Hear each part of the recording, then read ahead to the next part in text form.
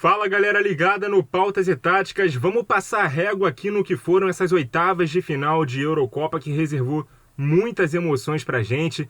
Teve queda de favoritos, teve campeão mundial, vice-campeão mundial, campeão europeu, finalista de Nations, todo mundo caindo nessa fase. Teve goleada, teve prorrogação, teve virada, teve jogo feio, teve jogaço, teve de tudo nessas oitavas de final. Então vamos aqui jogo por jogo, dia a dia. Começando com o primeiro jogo dessas oitavas, né, que foi no sabadão, Dinamarca e Gales. É um jogo que tinha até um certo equilíbrio das forças, mas que tinha um favorito destacado, que era a Dinamarca, até pela campanha bem irregular que fez Gales na fase de grupos. As duas equipes passaram em segundo nos seus respectivos grupos, mas a Dinamarca tinha mais força, vinha de um momento melhor, né? Gales chegou a ser derrotado pelas reservas da Itália, né? Ganharam apenas da Turquia, que na minha opinião foi a pior seleção da fase de grupos. E a Dinamarca já vinha de um 4-1 com muita autoridade contra a Rússia, dificultou o jogo na sua derrota contra a Bélgica. Naquela estreia contra a Finlândia, apesar da derrota, teve todo aquele abalo emocional envolvendo o Christian Eriksen, né? E ganhou isso, com essa simpatia de muita gente, a torcida de muita gente. E aí despachou Gales um 4-0 sem deixar dúvidas de que ele era o favorito daquele jogo e avançou com muitos méritos. Vai pegar a República Tcheca, que eliminou a Holanda, um dos resultados mais surpreendentes dessa fase. Esse jogo aconteceu no dia seguinte, né, no domingo. República Tcheca metendo 2-0 para cima da Holanda, muito impulsionada também pela expulsão do De Ligt nesse jogo. De Ligt que já há algum tempo não é o mesmo, que foi revelado pelo Ajax, que levou vários clubes a disputarem num leilão ali a sua contratação. A Juventus levou a melhor, conseguiu contratar o jogador, ele não repetiu as grandes atuações nessas últimas temporadas, e na seleção ali sentiu ali talvez a falta do Van Dijk. A gente fez uma análise de que a Holanda realmente estava crescendo na competição, fez um ótimo jogo, um jogo muito convincente contra a Macedônia na última rodada da fase de grupos, mas acabou caindo para a República Tcheca, que talvez tenha sido a grande surpresa dessa Euro. Tem o Patrick Schick, que é um dos grandes destaques individuais também da competição, e conseguiu avançar. Então nós vamos ter nas quartas de final Dinamarca contra a República Tcheca. Voltando para o sábado, a gente teve Itália e Áustria. Itália que se tornou uma das grandes favoritas da competição pelo que produziu na fase de grupos.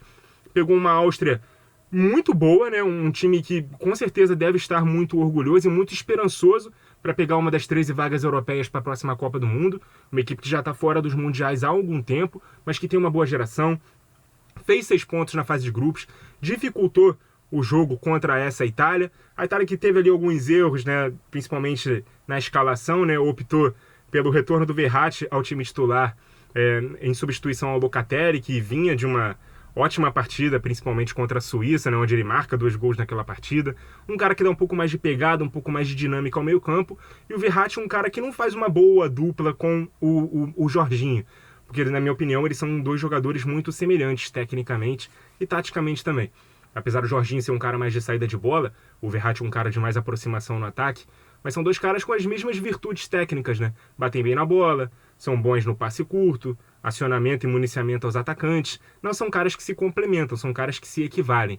E aí eu senti falta do Locatelli nesse jogo, que foi vencido só na prorrogação por 2-1.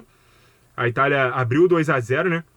O Chiesa, que entrou no decorrer da partida, e entrou até tardiamente, porque o jogo pedia a velocidade do Chiesa. Foi o grande destaque aí dessa vitória, e conseguiu meter aí a Itália nas quartas de final para pegar a Bélgica. Bélgica que no domingo despachou Portugal, vitória por 1-0, gol de Thorgan Hazard, um belíssimo gol. Não foi uma grande partida como se esperava, como se desenhava, né? 2 equipes ali do alto patamar, né, dos grandes favoritos da competição. A Bélgica ainda não faz uma grande apresentação na Euro, mas vem 100%, né? 4 jogos, 4 vitórias. Portugal já vinha capengando naquele grupo da morte, venceu só a Hungria, num resultado elástico demais para o que foi a partida, um 3-0 enganoso. Depois foi amassado pela Alemanha e fez a sua melhor partida, na minha opinião, no empate diante da França, aquele 2-2, mas ainda assim precisou de 2 gols de pênalti para conseguir igualar aquele marcador. Por mais que muita gente diga, Portugal teve uma vitória moral contra a França, porque no pênalti da França que ela conseguiu naquele jogo, um pênalti duvidoso, um pênalti talvez até mal marcado, mas, enfim, Portugal chegou contra a Bélgica sem o seu favoritismo, né? Bélgica era favorita, né? De Bruyne, Hazard, Eden Hazard, no caso, começaram jogando, Witsel também.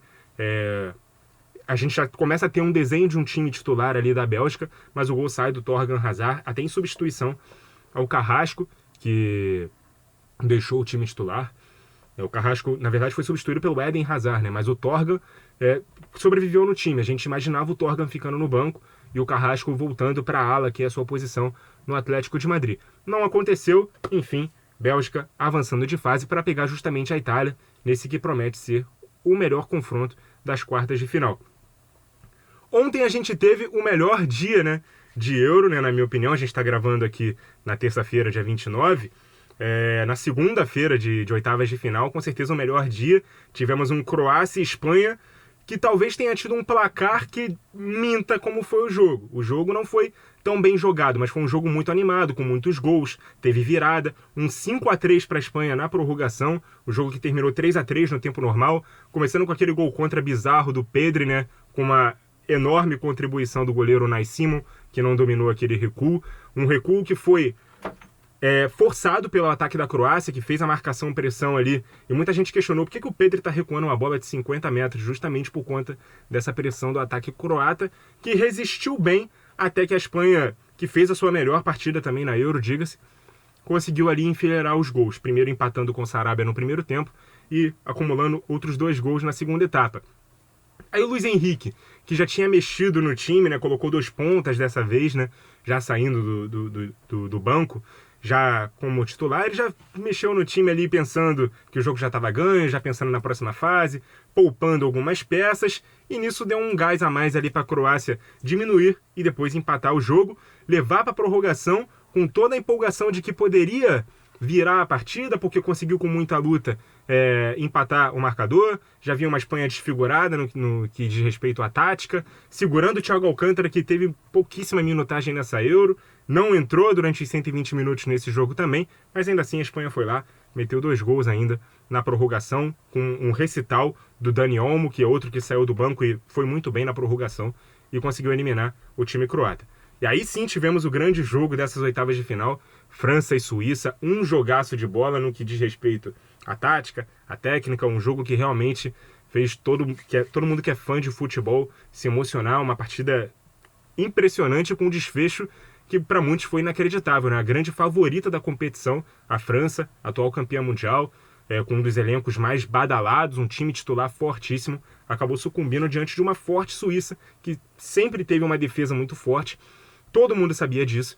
A França começou o jogo com um erro na escalação, na minha opinião, optando pelos 3 zagueiros, né, com o Lenglet ao lado do Kimpembe e do Varane, sem alas no time, né, com o Pavard tendo que fazer essa função pela direita, ele que nunca teve essa característica, ele que é um zagueiro que também joga como lateral direito, e aí de repente ele está na ala direita, tendo que atacar a linha de fundo, e o Rabiot, que é um volante que pode fazer ali uma cobertura um pouco mais aberto, tendo que jogar de ala pela esquerda.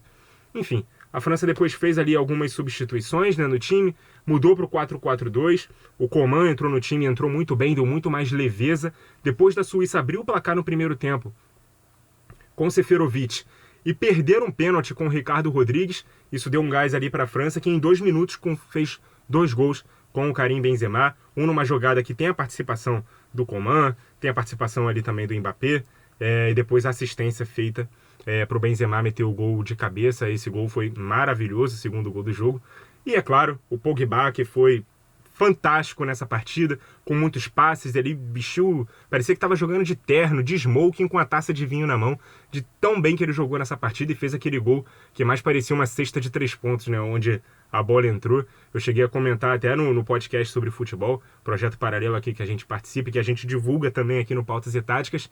O Pogba se assemelha muito nesse aspecto ao Ronaldinho Gaúcho, um cara que tem um carisma impressionante, que joga muita bola, mas parece que joga quando quer, né? E ao contrário do Ronaldinho, que jogava muito nos clubes e pouco na seleção brasileira, na maioria dos jogos, né? Sei que muita gente vai me cornetar por essa opinião, mas o Pogba na seleção francesa ele é muito melhor do que no Manchester United. O melhor Pogba que a gente viu em clube foi com a camisa da Juventus. No United, a exemplo de vários outros jogadores, ainda não aconteceu.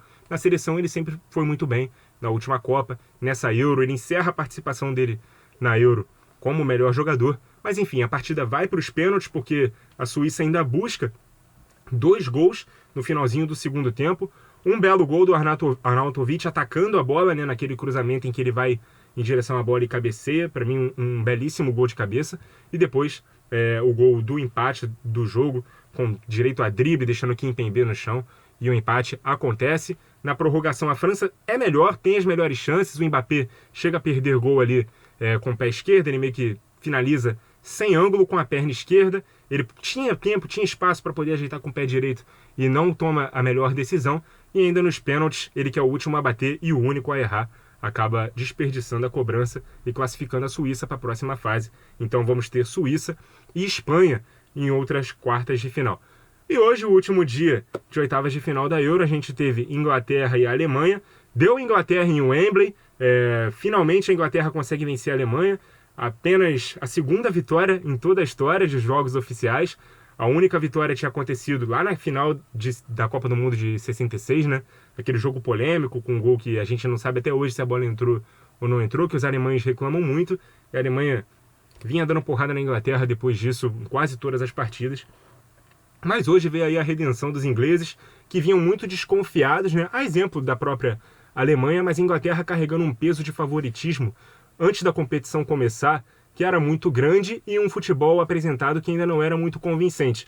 Apesar de ter a melhor defesa da competição, não sofreu gols, esperava-se muito mais, né, das atuações, do desempenho da Inglaterra até aqui na Euro. Um desempenho que ainda não foi entregue, que ainda parece muito dependente dos gols do Sterling, que ainda tem um seu técnico muito cornetado por algumas decisões que toma. Hoje optou por jogar com 3 zagueiros e foi um acerto, mas ele tira o Grealish do time, né? Ele tira o Grealish e o Mount também, né? Os dois disputavam posição, acabaram jogando nenhum dos dois.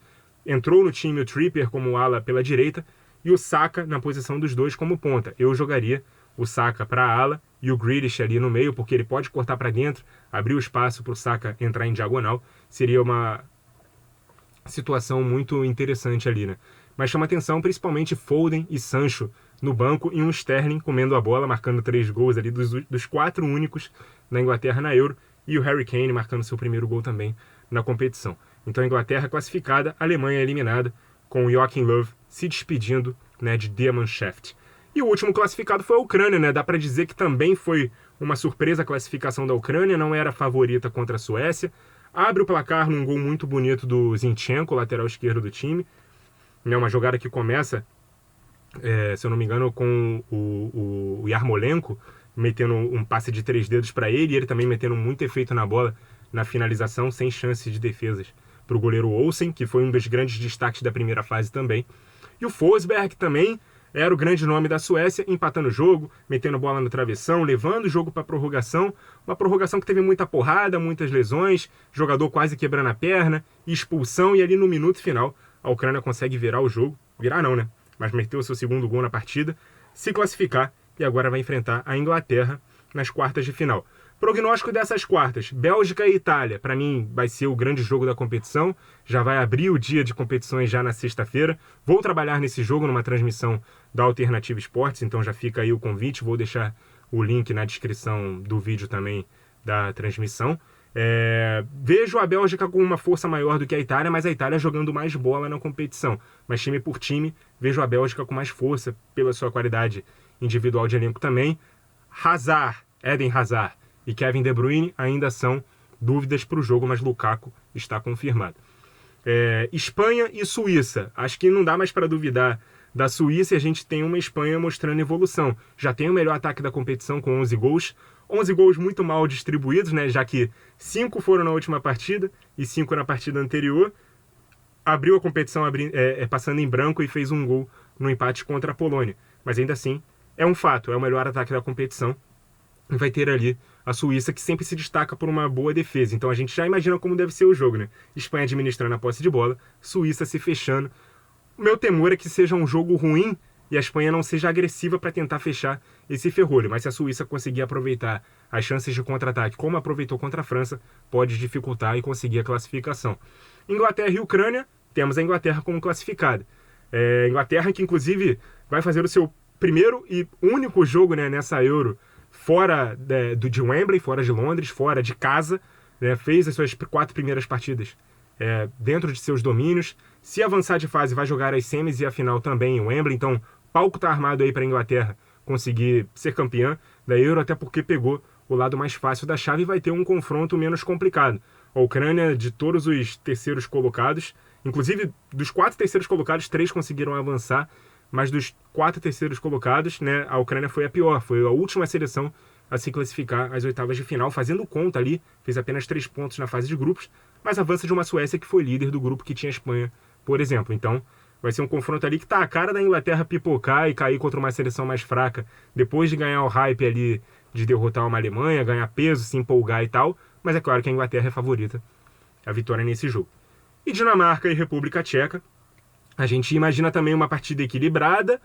Não consigo destacar um favorito, sinceramente, porque a República Tcheca já conseguiu muitas coisas nessa Euro, né? Já consegue ir além da onde a gente esperava que ela fosse.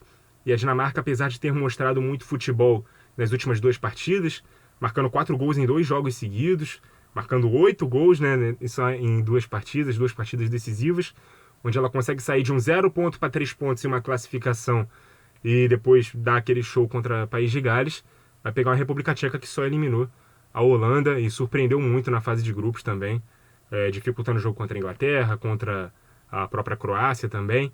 Então é um jogo muito equilibrado, mas eu apostaria, e também, é claro, por razões óbvias, né, tudo que aconteceu com o Eriksen, torcerei pela Dinamarca. Então, esse é o resumo do que aconteceu nas oitavas de final da Euro. Se você tem alguma observação, discordância, concordância, quer acrescentar alguma coisa, fique à vontade nos comentários.